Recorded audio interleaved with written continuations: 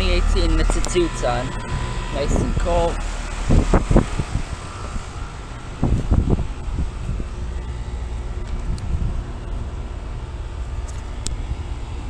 This thing is quiet. It's nice and cold and sweaty.